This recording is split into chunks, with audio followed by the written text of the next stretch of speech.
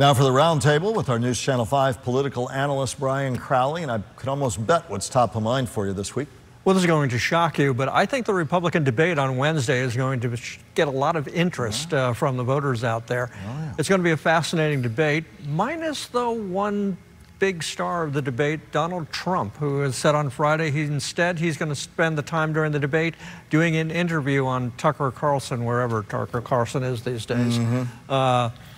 But I have a hunch that more people will be watching the debate than listening to Donald Trump that night, largely because I think the debate's going to be fascinating to everybody, and there's a lot at stake, especially for Governor Ron DeSantis. And the great jumping off point, he will be taking part. He's, by all accounts, has been doing debate coaching for weeks now. He'll be on the stage. Nikki Haley, former governor of South Carolina, Tim Scott, the senator, Chris Christie, Mike Pence, people who qualified, some by the skin of their teeth getting in for qualification. I'm missing a few names, but it'll be big cast there. There'll be others as well. Talk about, for Governor DeSantis, a little more in depth about precisely what is at stake for him, especially with Trump, who he trails pretty significantly, even though he's way ahead of the rest of the pack. How does that dynamic play?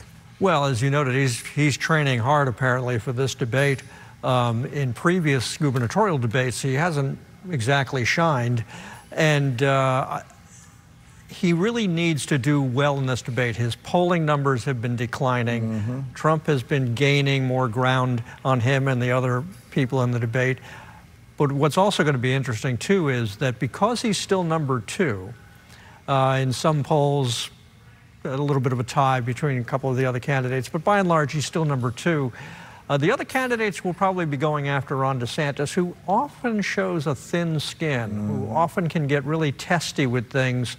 And, these things usually turn into one or two sound bites that are used for weeks after the debate. And if he's not careful, he could hurt himself. Let's talk about two things. One, what do you think the breakthrough moment is that DeSantis needs? What's the takeaway he hopes for that he can leave voters with? I think he needs to leave there convincing voters that Donald Trump is over, as he's been saying lately, that it's time to move forward, and he's the one that can do it. And I think he has to do it in a way where he can be aggressive to a certain degree with the other candidates, but also be a little bit more of a diplomat, be a little bit more of a statesman. And I think he'll talk a lot about his record as governor, which is certainly an important part of his campaign. And he'll talk a lot about the things he's going to do on day one. I think he needs to avoid using comments like slit their throats. That was a reference. In reference to federal employees. He made a reference on Friday during an appearance about how anybody bringing fentanyl over the border would be stone cold dead because he would use the military to authorize the military to kill them, which is interesting.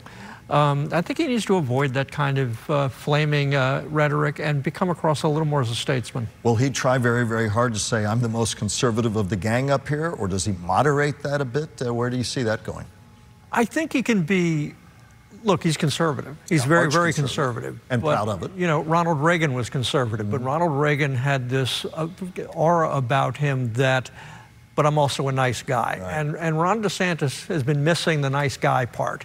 And I think that part of what he can accomplish at the debate is to present himself as a nice guy. How likely are candidates with Donald Trump, and of course could change his mind at the last minute and show up, so we caution that. Right now says I won't be there, why do I need to be, I'm leading. But with that caveat in mind, are candidates, assuming that non-appearance pledge sticks, more likely to go after the fact with a national audience that, listen, you need to find somebody who can carry this through to a general election? We're going to argue on this stage at least that Donald Trump cannot do that. Or are they still going to be afraid, as they generally have been, to go anywhere near that argument?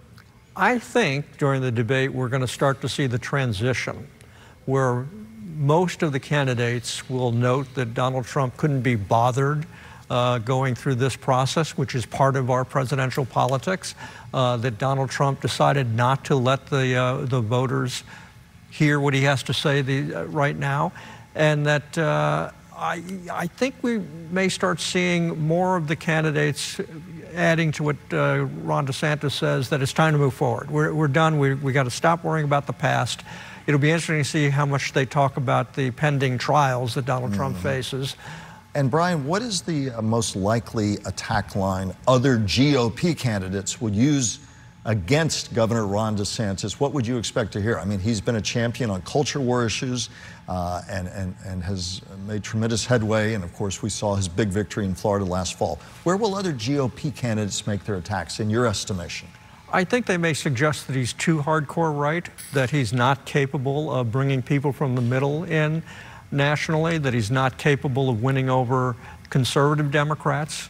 He'll, of course, argue that he did really well in Florida and won by 19% of the vote in Florida and did win among Democrats and some independents. But that was an unusual race. He was running against a very weak opponent.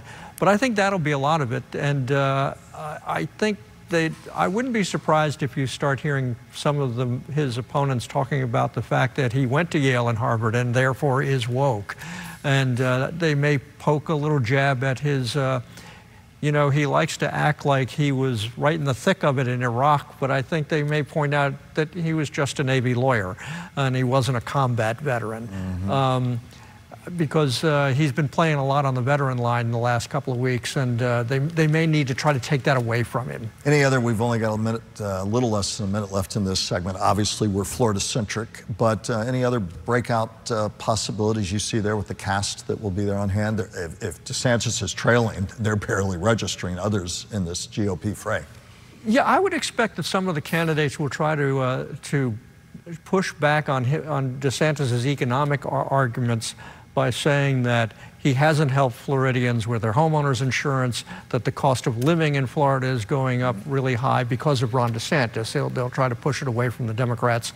And I think those kinds of issues they'll try to use to deflate him a bit. You'll be right here with me for the debate, for analysis before, during, and after, and I appreciate it. We'll be back in just a moment.